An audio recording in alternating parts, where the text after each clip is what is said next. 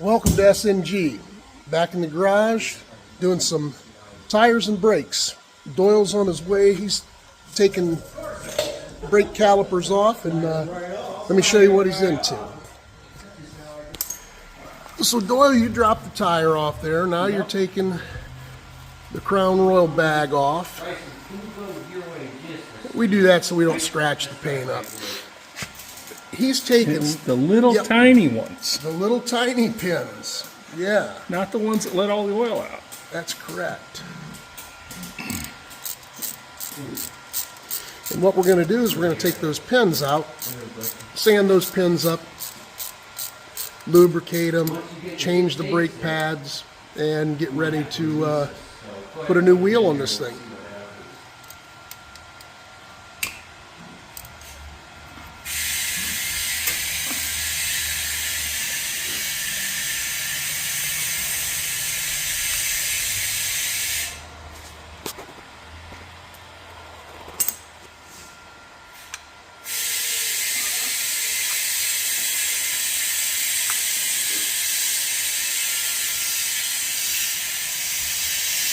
Yeah, they can be fun to get out of there. There you go. Actually, pads probably don't need change, but you know what? I think the back one was worse than this one.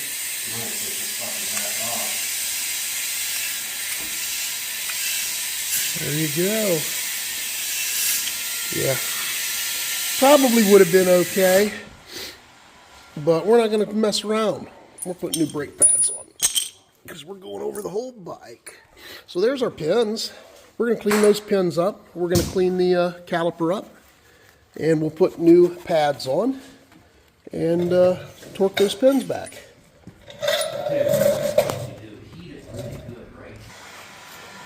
So right now, Doyle is actually cleaning up. He cleaned up the pin holes with a, what did you use? Little brush? Little brush down here. This guy. Use a little brush to clean up those pin holes, those two right there. And then he sanded down each one of these pins. And then what we'll do is we'll go ahead and put some lube on there and go from there. I typically use silicone, like a it's not silicone, it's be curious what everybody out in YouTube land uses. I've used grease, but this stuff right here, silicone paste, seems to work really well. It lubricates, safe on metal, safe on rubber and plastic parts. So that's what we're going to use. And we'll put these pads in and go to town. Grant, what you doing there, man? Man, we're having fun now, Doyle. We're having fun now. Jones, you having fun over there? I am having relaxed. Jones, how many times you had that tire on and off there? We're not going to go there right now. Okay. We're going to come back to this episode. Oh, back to brakes. Back to brakes. So, what I'm going to do is I'm going to take a little bit of this silicone, and I'm going to put a little silicone about right where that piston comes out. I'm going to do that to try to eliminate squeaks. So I'm going to do that to one side, I'm going to do that to the other side. Well, put the glasses down. Good enough. And then, I might as well take this stuff and goop these pins up real good. Famous last words, right? Those pins the brake pads slide on? Yep, they sure are. And those are the pins you cleaned up real nicely. So we'll get that. Drill motor and a little Scotch-Brite. We'll get them up. Got that. So here's the dilemma that happens. You have two brake pads, and on these models of brake pads, which I think go from, I don't know if it's 99 to 2007. I'm not sure. You have to look at your manual. But they're different, okay? So we know that when they go in, that they do have to touch each other with the pad against the pad. So one thing you can do is you can let's look at this first. Right here's your bleeder. If you take your pads and you take, see how we have 1 round, 2 round, 3 round, and we have a square. So that's your messed up one. If I was to look at this one, I'm going to call this one the messed up one because this is coming off, this tab's coming off of the left side instead of the top. So what I'll do is put the 2 messed up ones, which are on the left here, this one coming off of the top, and this one which is square, and put those together, like that, and then slide them in and put the messed up side, which is on the left, to the bleeder. So if I put that in like this, just let them set on top of each other. I should be able to take this greased up pin and drop it in this hole, and you have to kind of push these in toward that spring. So you got the anti-vibration spring up in there. Yep. You compress that, dude. Compress that, dude. And then I got that one in, and then I'll compress this a little bit. And I'll drop that in. Now I have my pins in there. My orientation is right. My 2 pads are going toward my rotor. And now I'm going to take this. Got to use a 12-point socket. 1/4 inch, yeah. 1/4 inch. And I am going to get these started. Now, they talk about the rounded end on the pad or the rounded back on the pad. That doesn't seem to work when you got right and left, does it? Well, I read something that said take the rounded part and put it toward the back of the bike. No, I say we take this. And that didn't work. So I was trying to come up with a way that I would never forget again. Ideally, if you're going to take these apart, do yourself a favor. And when you take your pins out, mark them.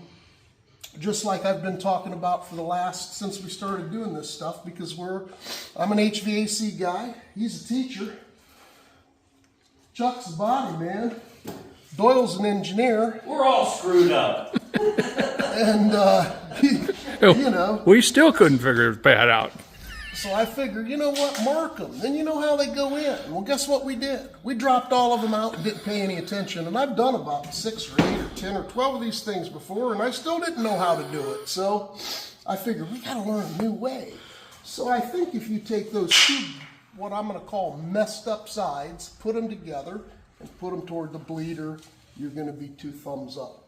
So once you get that in, what we'll do is I'll take a little screwdriver, and you want to watch not to tear your pad up now, so I'm not going to gouge. I'm just going to open them a little bit. And one thing that I didn't show everybody is I took the old pad.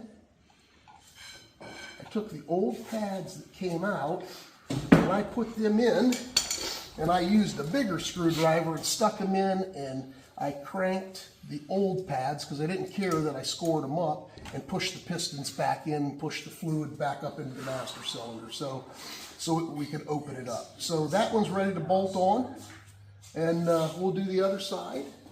And usually, like I said, what we'll do is we'll take a little Crown Royal bag. It gives you a total reason to drink a bottle of Crown Royal or 2, and we'll bag these things up, which I'm struggling here.